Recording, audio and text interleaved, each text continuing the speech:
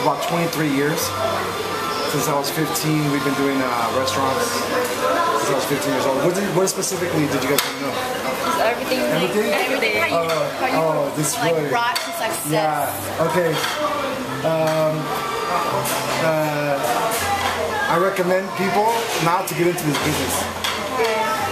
It took me 20 years of my life to get to where I'm at right now. 20 years of my life is like very through hardships, through gangs, through my, it's just been through, you work so much, and then for just to get a little bit of money and just to invest it back, or just for people to the landlord tell you, we need a new roof, you gotta pay for it. $20,000. It just, you work so hard for things in life to it just really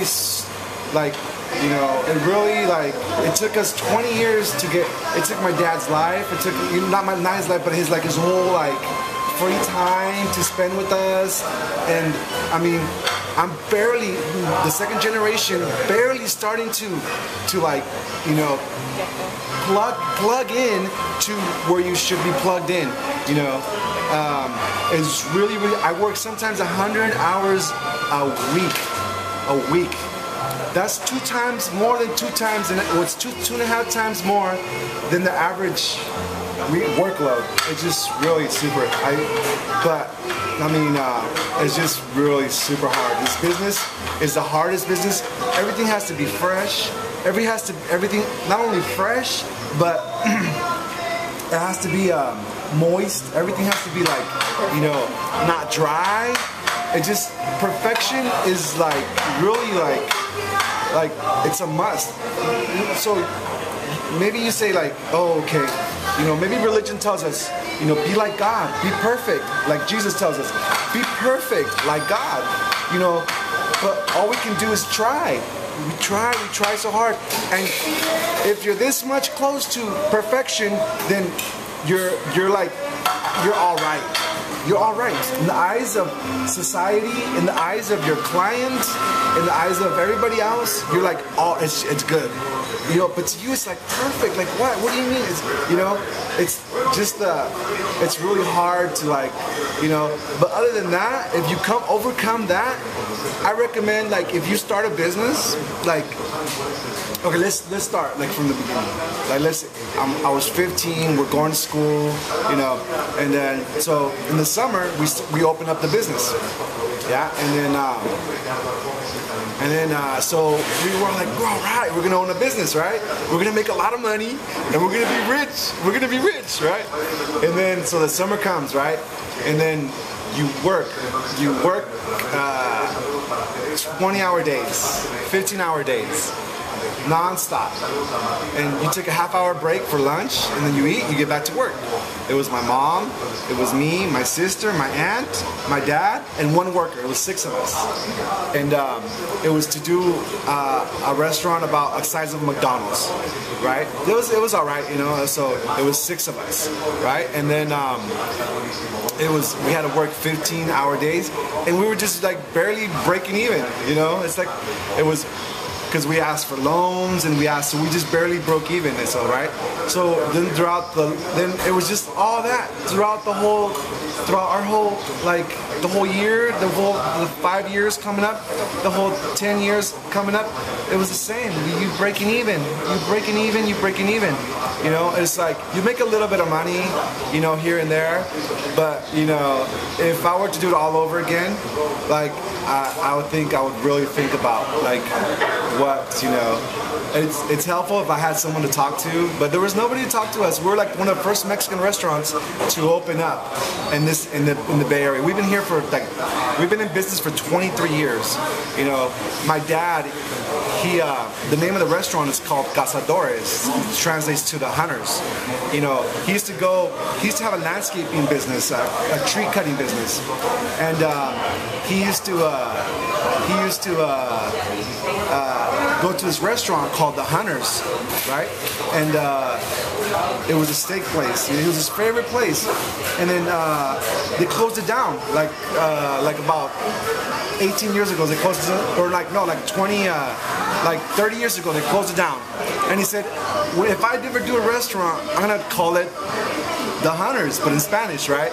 So we called it Cazadores. So that's how the whole name of the restaurant came out. And then, and out of that, I used to cook when I was like 8 years old. I used to cook my parents breakfast in bed, coffee, sausage, and I was like 8 years old, right? And then they were like, they would be like, oh yeah, you know, we should put up a restaurant. You know, he'll be good. He'll be good for it. He'll be our cook, right? And then they were just playing around. I was 8 years old, and you know, but little do you know, it's like, you know, 7 years later, we put up a restaurant, and but throughout like the 20 years, it's just been like, you know, it's just slavehood. Have you ever heard of like stories of emancipation with like the slavery and the back then? That's the restaurant business. For real. It's like you would understand, like I see an African person and I'm like, I feel for them, you know, because for real. I'm not, yeah, for real. It's like that drastic. Okay, I gotta take a break and then I gotta go help my 2 clients and then I'll be right back, okay? All right, you guys want something to drink?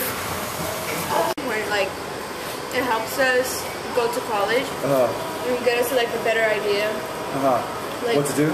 Yeah. Yeah. It helps us a lot. And they told us that we have this project where we have to like interview someone that has like a nice successful business. Yeah, we've been in business for like 23 years, and that's, like I'm telling you, it's the hardest business to get into. Are you happy though?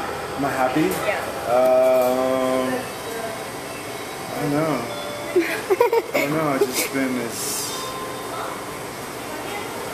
Like, what's happiness? When you go to college, you're gonna start asking yourself, what's happiness? And then you have topics of, you know, what's happiness? You know what?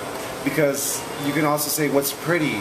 You know, and there's also aesthetics, you know, that are like, it's just like, it's, maybe you're not happy, but this is life, you know? And is that happiness?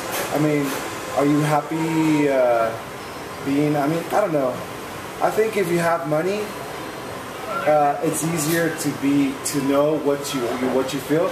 But if you don't have money, and you're like, you know, barely making it day by day, it's hard to even feel like if you're happy or not.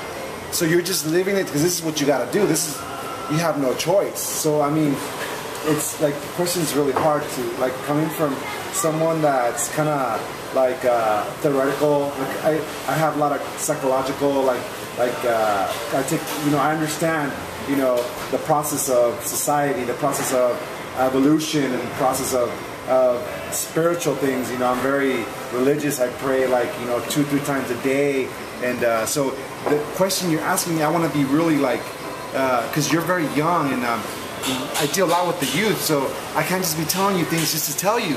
You know, I can't tell you stuff that are BS. You know, and I have to choose exactly what words to tell you, because these words might influence you for the rest of your life. Okay, I took a mass communication class. And they say the age where you learn to be who you want to be for the rest of your life is the age between 12 years old and 18 years old. So you guys are like around that age, right? Yeah. You're still in that age, right? So what I tell you guys is going to affect you for the rest of your life. Because this is serious. Is this like a serious project? Yeah. Okay. Okay, so this is serious to me. This is my life. This is my life. So, and with that taken into consideration, I have to really pick and choose what I tell you guys. I'm really about all this like interviewing and all about giving back into the society, because like even classrooms, you think they know what they know currently, what it's actually happened? It was 10 years ago, 7 years ago. By the time your classroom gets known the information and it gets like, okay, this is real, and this is reality. What? Okay, let's just give you an example. What is reality to you? What is reality to you? What's real? The whole world. Okay, but what is real? And that, what do you do? Whatever happens to your life. Okay, so whatever happens to your life is real. Whatever happens to your life. Okay, is it the same? Okay, maybe it's the same. You know, you guys go to school, you guys go home. Maybe it's the same, but is reality the same for you than for me? Because I don't go to school and I just work. I work my butt off all day long. Okay, so what's in general reality? What would you say in general? Everybody. Just work, putting hard work to get success. And what about your reality? So it conflicts. It conflicts with your reality. So they teach us in school. They teach us reality is whoever expresses it more and is able to defend it. So if you can defend your reality and you're able to express it, that's what your reality is going to be. So for like the reality to be like, you know, for me to tell you a reality, it's like really sensitive for me to be like talking to you guys. I like all this stuff. Like, you know, for me, reality is more psychological than like just telling you like, you know, oh, you know, restaurant, we wash dishes, we make a little money. To me, it's more personal. Did you get into college with like scholarships or like letter recommendations? Nothing. You didn't go to college? I did. Yeah, I got associates. I got an associate's and an AA and an AS. And I need one more year for my bachelor's in computer science. I do computers. I do web pages and I learned HTML. Have you heard of HTML? Yeah. That's the language that you use to make a web page. So I know how to do HTML, like you know, I know how to do C++. You know what C++ is? No. Well, it's another language. It's it's codes to make like, you know, the versatile when you go to Bank of America. Is this hi, how you doing? Well, to do that, it's like to do that one page is like maybe 4 pages. To do that one page because you have strings attached to it. You have, and what if he wants to do this? And what if he wants to do that? Oh, and if he wants to do that, but he does this too. So you have strings, and if or buts, strings. So you have to take into consideration each item. Like, you know, what do you want to do? You want to says, well, first you got to do like print screen, and then you have to write what you want on the screen, right? And then within that, you have to write: is this box going to be like for balance, or is this box going to be for transfers? Is this box, you know? And then you have to write scripts, and then within that, you have to write another like a little program within that little box because it's just because you have to think what's the most you can do on that, you know. So you have to put everything of the most you can do, you know. So for example, like I have to if I want to give you a party, I have to think about what if you want dessert, what if you want salads, what if you want. I have to do that's kind of like that to it. Like a variation. Everything, yeah. So maybe you guys eat and then I'll come back. Eat and then I'll come back so you guys won't get full. Yeah, I'll be back. Okay, thank you. Like 10 more minutes. Yeah, because we're doing like 800 people tomorrow, and then I just got like 5 more parties today, so I'll have to write the invoice, and then When are you like available again? Oh, you guys want to come again? Yeah. Why not? Friday. At like around 2 o'clock. Ooh. Yeah. Like 3. Okay. It's because I really like don't sleep. Like I really like I don't do drugs. I don't go out. I don't you know drink. I don't smoke. I just work. Go to church. Give class at church. You know, I give faith formation. So I tell you, you know, believe in God, you know, to have, because why? Why do you think to believe in God? Okay. He will help you out. Okay, yeah, maybe, yeah. Or maybe because your parents told you to go to church. Or maybe because I don't know, you need something, right? Mm-hmm. But I tell you, believe in God, because when your parents are not there, when your friends are not there, when you're by yourself, God is going to be with you. God is going to be with you. If you believe in Him and you're by yourself and you don't know what to do, He's going to be with you. Okay, and then another thing. You imagine, you try. Nobody even tries to imagine what God looks like, right? Or what is He about, or what, right? So I tell you, if you want to know, I ask myself these questions because I pray a lot, right? So when I'm at church and I pray, I ask myself these questions. And so I get answers. I just get out of the blue. It's the weirdest thing you can imagine. Okay, like, when was God born? When was God born? I ask Him that. Like, when were you born? Like, you know what I got? Guess what answer? I'm going to tell you guys, but I don't tell, like, my class, I make them wait like a month. I had to wait a year. I had to wait a year for these things. One other thing, remind me about remind me about the what does he look like, and when was he born? Okay, I'm gonna tell you what. One time I was doing a party for Google. Well, someone that works at Google. It was a wedding, right? I forget her name, and I let her try all the food, and she's like, "Oh, this is fabulous! I want this stuff. I want you cook so good." It was for like 150 people or something like that, right? And then she's all like, "If you cook for me, you know, I could probably get you into Google." I'm like, "Heck yeah!" That's what I've been that's what the 20 years been all about. Getting into a big company, working for a big company, right? And that's where the money's at. Imagine 500 people. Imagine 1,000 people. $10 a person. $10,000. $10,000 in one day. That's like a car. Here's a car for booking for us. All right, would you do it? Yeah. Yeah. Who gets paid $10,000? Yeah, the tycoons. You know, Bill Gates. They do $1 million. Transactions. But in general, the average American makes $60,000. If you make $60,000 a year, you're fine. You're living the American dream. You know what the American dream is? Have you guys been taught what the American dream is? What it is? Have a house and a family. Have a house and a family. That's the American dream. If you don't have that dream, you're way off the dream. So if you think about guys, you think about being pretty, you think about, it's way off to what everybody else is thinking. Everybody else is thinking about having a house and having a car, And then to get to there, you have to be spiritual, you have to be, God abiding, you have to get to that, to that dream, right?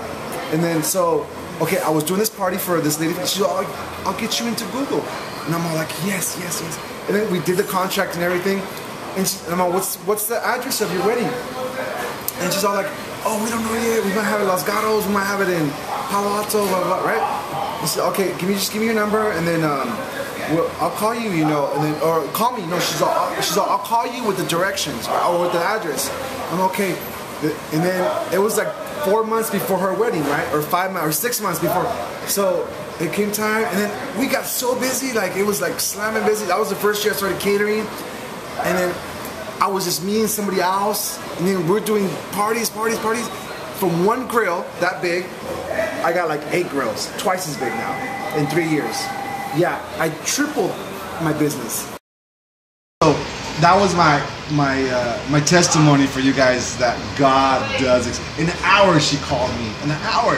And I'm like, wow. So I gave up cigarettes for a year. And then the second year came, I just said, "Oh, you know what? I'm not gonna smoke, lung cancer and everything." I hardly drank. I mean, when I used to drink a little bit, like when I used to like every now and then I would smoke a cigarette, or something like that. But now I don't even have time to drink. I don't have time to smoke cigarette. I don't have time for nothing. I just work, go to church, teach class, and just that's it. I have a baby. I spend more time here than with my baby than with my girlfriend, and this is a hard business to get into. It's like, and so okay, back to God, right? Okay, I'm gonna tell you. Okay, how was he born? When was he born? And then what does he look like, right? Yeah. Okay, so like in my class, they tell me like, they're like, they just go. I don't know. It just feels like, because I tell them, let's pray. Who wants to pray? Who wants to pray? Nobody wants to pray. What do you mean? You come to church and you come to church class and you don't want to pray? That's really, is that what it is? I thought it was just like, and then so I make someone hit. Okay, just say one word, just say one sentence, and then okay, and then like that. Okay, and then I don't know. It's just hard to like, So I try to tell them like, how am I gonna make them start to pray? Maybe socially, openly. How do I make them? Maybe if I like, because I ask God, like, what do you look like? Like, what do you? And then once I just saw like a genie, like a genie, but like a good genie, not the evil genie, but the one genie you rub the lamp. Then for some reason that came up to like for some reason and it was like, and then I reminded myself, what does God look like?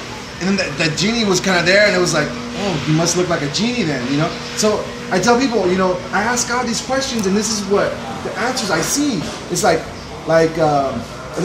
it's like you ask God this question, and then another question I ask him. I go, when were you born?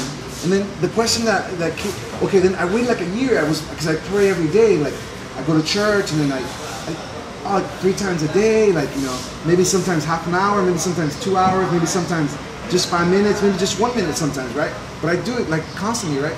And then I ask him, when would you, or just it came into my head, like, when was God born? Like, but who asks these questions? Religious people, they think about these things, but for some reason, I don't know, they don't understand the answers, or they don't see the answers, but I see the answers, right? And then for some reason, I was really tired. I was so tired. I stayed in the parking lot and just closed my eyes. And then when I woke, like when I was just opened my eyes, and then I just came to me like, that's when God was born, when He opened His eyes. This just came to me like it's something like that. When I opened my eyes, then something told me in my head like that's when God was born too, when He opened His eyes. So when God opened His eyes, He was born. So that's what came to me.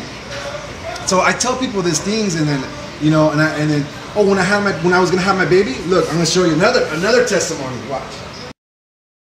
I was gonna have a baby. Some lady, she paid me a party. She paid me on this piece of paper, and I turned it over, and it was a little baby. And I go, oh, I go, look at the baby, And then the same week, someone gave me the information right here, and on the other side, it was a little baby too. And then a month later, I found out that I was gonna have a baby. Oh my God. For real, I'm telling you guys, it's true. God is real. Are you like Catholic or Christian? Yeah, Catholic, but I was taught Christian, but I'm Catholic, So I like I tell people, okay, like it don't matter like if they're Christian, Muslim. I mean, come together and have a like understanding of God and for everybody. In general. You don't think God is with the Muslims? You don't think God is with the Christians? God is with everybody. You have to understand, Jesus Christ came and He said, I'm not here for the good people. So if you're a good person, God must be with you, So, God is with everybody. So you have to understand that, if you believe in God, you have to believe God is with everybody. Because He can't just be like, He's not just going to be, there's good people out there that, God is with, So you have to believe, like, talk to them, like, in other terms, like, do you believe in the creator of the world? Everybody, Muslim, Christian, whatever you want to, religion, they're going to believe in the creator of the world. So you have that basis to come across to them on the creator of the world. So instead of God or Jehovah, whatever you want to call Him, like whatever name you have, call them, we talk in general terms, like the creator of the world. So people can understand you, people can relate to you. Your God is the same as my God. We all have the same God. And then that's what, that's also what I try to come across to my students, that we all have the same God, Muslim, Christian, it's just, so, we can, like, some other time, like when? Like what day would you guys, let me see, Whatever she wrote. yeah, let me see, maybe Monday. Yeah, maybe Monday. Monday, like around after school, when you guys gonna get out of school? Yeah, around 3. Yeah, and then maybe have more questions, and then and then we can just get Talk more. Yeah, we can talk a little bit more.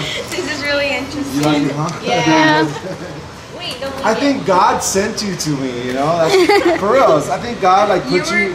Or, like my first one. Oh, you I serious? had 4 people. Yeah. Oh, I had 4 people to pick out of who to interview. I was like, I want this guy. Oh yeah, you serious? Wow, thank you, appreciate that.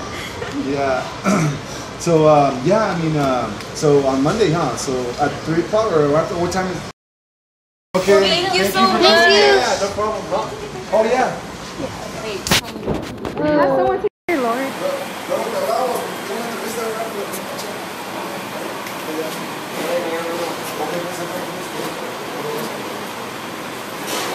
I'm so sorry about this, Evan. No worries. Okay, so last time we had this interview, you talked about God. You talked about your baby, Right. which is really cute. And you talked about how long you've been doing this business for about like what, 20 years? 23 years. Yeah, 23 years. And you also said that you wouldn't do it again. Well, I would really consider. I would tell somebody not to do it again, not to do what I did, because it's just, I don't know. The secrets of this trade is like very. It's very. It's non-spoken, you know, because it's either you hit it big, or it takes you forever to learn the secret, and that's why I talked a lot about God, because not until we started to like get into God, get into like, we've always gone to Catholic school and to church, but to be involved with God has a lot to do with your life, because God is everything. So it'd be ludicrous not to involve Him in your life if God is everything. So, you know, my best advice to you and to the people that want to, you know, encounter this business, or they want to, you know, to be, you know, work for somebody, become very good at what you are, and work for somebody, and you know, and or you know, go pray, and then you know, and see what God wants you to do, because it's this business is very, it'll kill you. It'll take your family away. It'll destroy you, like your social life. It's like, you know, it's like, this is like, you probably won't, you probably weren't coming into this conversation like thinking, but we've been, you know, we've opened 4 restaurants in the past 23 years. We're, you know, it took us like 20 years to become successful. 20 years. And then even now, it's like, even when you're successful, it's like, whoa, it's like all these taxes are imposed on you. I pay a property tax, employee tax, income tax, a sales tax. Ooh. I pay all those taxes. By the time it gets to me, out of every $10 that are coming through here, I take home $1. Oh. That's how. Wow. Yeah. In the restaurant business. Now, if you were catering, it's a whole different story. Because what you do, you're not wasting that much time, and you get the return, and you know, it's a whole different process. But you have to, in order for you to be balanced in your catering, like I'm talking like having a catering every week, or every, you know, having something to do every day, you have to open up a restaurant. In order for your material, like your vegetables and your meat, let's say you open up a catering business, and you have, like, you start off and you only have like 4 or 5 parties a month. I mean, that's not going to cover your operating cost and your employee and your taxes. I mean, so in order to balance that out, you open up a restaurant, so you can make ends meet. You know, so you can make that balance, and you can have all that. So it's just really, really hard to get into this business, because what pays off is the catering. Yeah. And in order to have a catering business, you have to open up a restaurant. Yeah. So you cater out of the restaurant, right? So it's just really, really hard to get into this business. And we didn't know that until, like, you know, until many, many years, that it's at the catering where you should. But in order to have a catering business, to start a catering business, you have to start a restaurant. Yeah. So that, you know, that balances everything out, you know, so you won't waste food, and, you know, you'll have enough money for your overhead cost, which is your rent, your electricity, your gas, you know, your labor. Yeah, so it's just really, really hard. And then for someone to tell you all this, it costs money. It costs you thousands of dollars to have an advisor. I mean, it's just really, I mean, to get into this business is like, you know, I would tell somebody not to. Like, it's so hard. And like, not that they're gonna compete with me, because I mean, I would hate someone to open up a business down the street from me, which they have. Already 2 businesses have opened, and you know, but 3 businesses actually. Wow. And it's just, it's really like, it's like my sales go down like 20%. Each time a restaurant opens, it goes down 20%, because that 20% is going to the other restaurant to try it out or whatnot.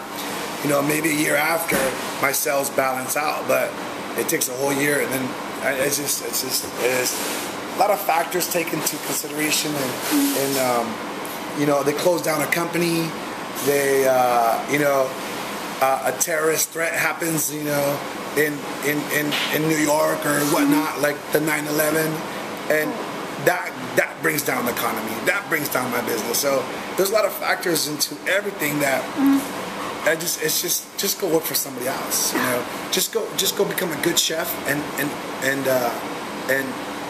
work for somebody paying you, you know, good money, and you don't have to worry about all this. I mean, to become successful in this business it'll take your life away. I've seen it, I've heard it so many times, and you know, and thanks to God that my family, I just formed a family. I just have a little baby, and thanks to God that, you know, that things are working out, you know, like not like other people's families, you know, but you know, I tell you again, like I pray like 3-4 times a day, after each meal, before each meal, before I go to sleep, when I wake up, and then, you know, I go to the temple and, you know, spend a little bit more time there. You know, my God is your God, you know, it's the same God, you know, it's so, you know, don't think like my God is, you know, gave me, you know, he gives everybody the same, just, you know, I think if you put effort into it, you know, he would shine, he would look after you, and yeah, and then yeah, I mean, you have any more questions, or? I mean,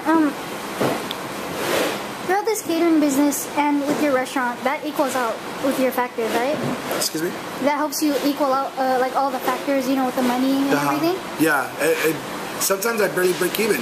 Oh. Sometimes that's what I'm saying. It's like, you're breaking even and you're working for free. Some months you make good money, you know. You make lawyer money, you know. So, it's really hard to, like, you know, to say exactly, you know, that everything factors out, but, you know, some months you just break even.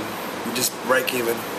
In some months you know, I've done some festivals where I lost, you know, $1,000, $5,000. Oh my gosh. In a month of festivals or whatnot. Yeah, $5,000 is like, oh, that's like, you know, that's your paycheck for the whole month.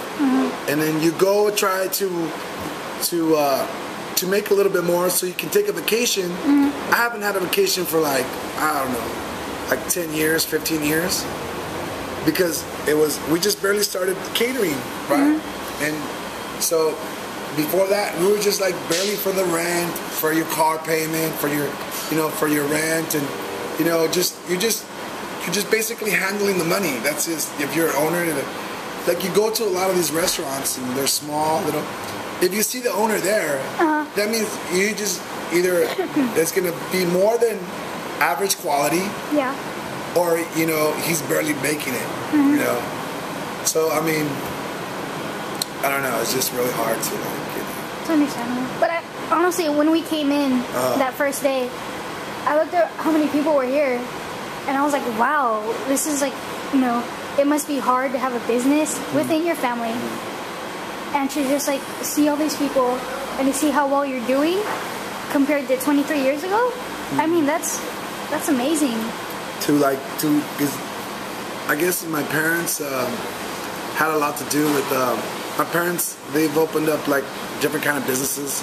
They had a tree service business, and they had people under them, and so I guess throughout their lives and throughout their, like, business ventures, and they've seen, like, if you put, you know, if you're a good person and you put your good work into something, you know, like God says, you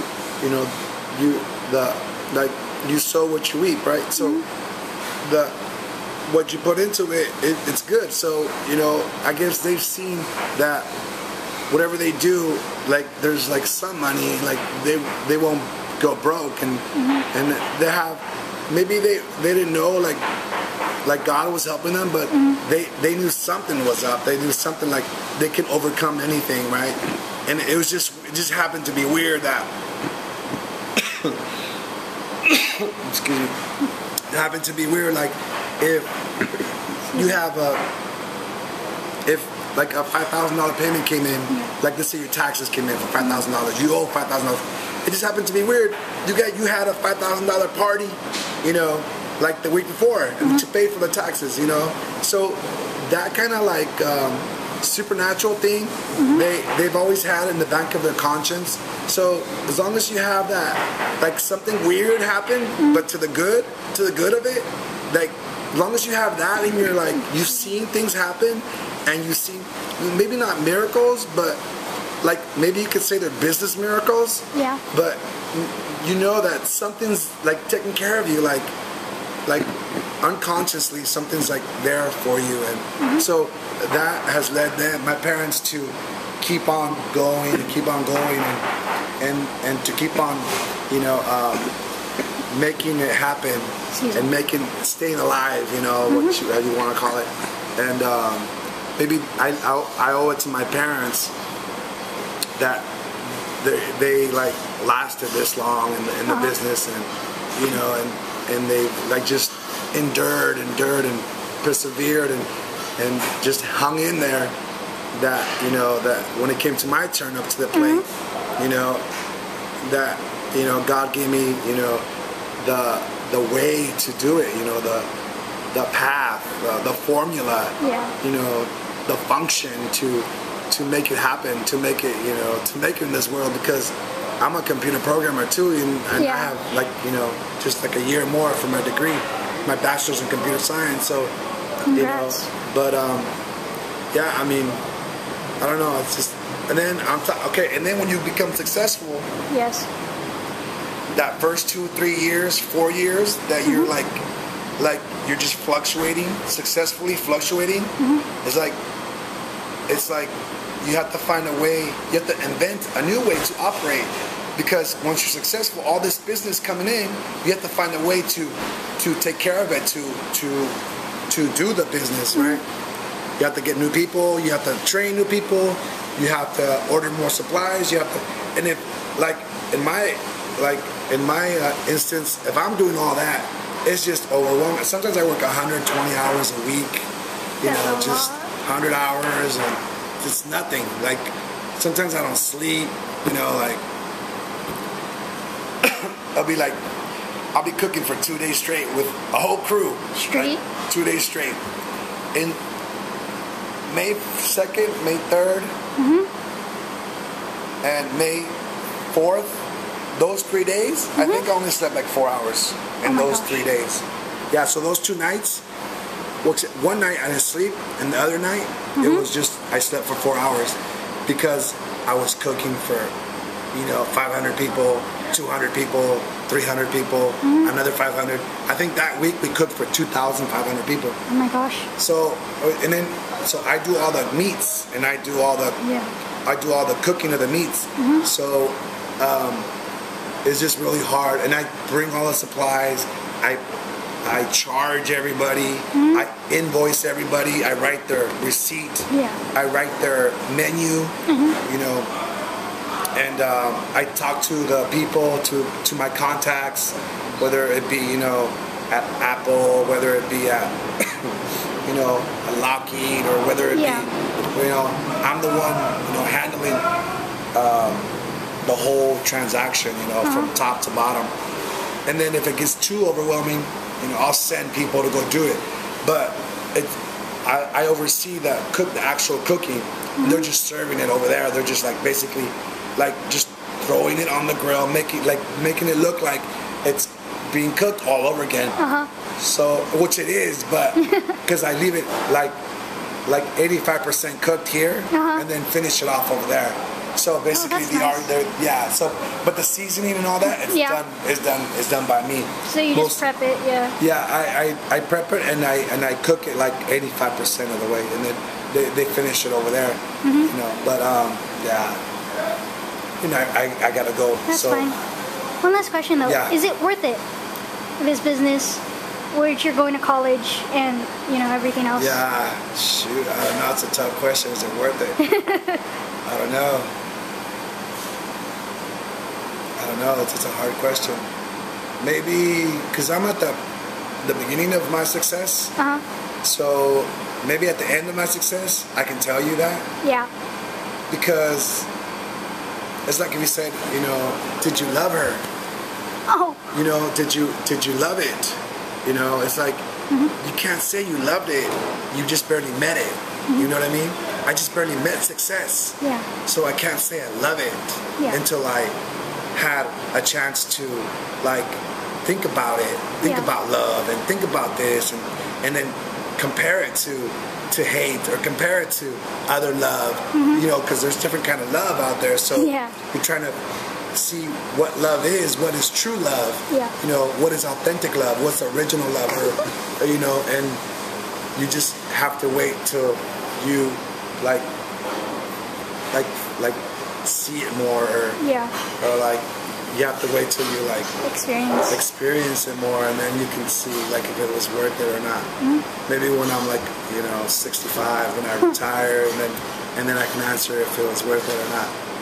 But right now it's like, you know, I feel, you know, tired, and because this month we just banged out, you know, thousands of people, and it was over, like it was thousands and thousands of people that we did this month just in the whole restaurant and catering. So maybe right now at this moment, you know, I might be tired, I might be, you know, not really, feeling the full effect of it was worth it or not. But you know, right now I'm fine, because maybe I had a 2-day, you know, vacation. And that was the first 2-day, like I think, and like that was the second 2-day in the whole year that I've had off.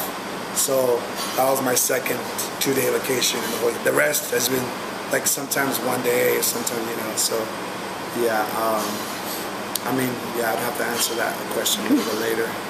That's fine. Thank you so much. I'm sorry for, you know, taking your time. I have to go cater this party right now. Actually, 2 parties. And we just did another one earlier. But they're small parties, but, you know, something, you know, something to keep you busy sometimes. And it was a pleasure talking to you guys. Thank you so much. I wish the best for you guys, and always ask God, you know, whether it be your Asian God, your Muslim God, or whoever God, it's all the same. You know, when you study religion, deep into religion, you start to realize that God is with everybody. God created everybody. God is with everybody. So my God is your God. We're, you know, the Creator. He is everybody's God. So, you know, trust in Him, and He should find you the way to see what you want to do and see who you want to become, and you know, it's all inside. And you know, one more thing, just before I finish, I've done a lot of like sociology and psychology like classes, and a lot of discussion like that. And I've realized that whatever you decide to do, whatever, whether you feel it or you don't feel it, because when you're born, you don't sometimes you don't decide what's good for you, and sometimes your parent decides what's good for you, and they tell you this is good, so you taste it and you're like, well, I guess it's good, but in reality you're just like, you know, thinking it's good because your parents told you it was good, right? So the same concept is applied to your career. Just if education tells you, if you find education telling you, oh, a fireman is good, or you're good for this, or you're good for that. Of course. When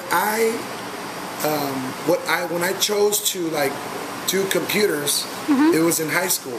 My math teacher, like I used to be like really like never go to class, and really bad, right? But in math, it was algebra. In math, I would get the highest scores in the whole class. That's cool. And then the teacher would be like, you're copying, right? And I'm all like, no, I love math, right? And then he would sit me at the corner. He would go sit me at the corner. He's all, go do your test over there. Okay. And then and then I got the highest score again. And then he's all, no, you had the test you know, from the earlier class, they gave you the answers. You're gonna sit in front of the class, in front of everybody, and do the test right there. Okay, I do the test again, and then there, I got the highest score again. And then he's all like, and then he was so amazed that I got the highest score, and I hardly ever go to class. He's all, you know what, Evan? Jose. He's all, you know what, Evan?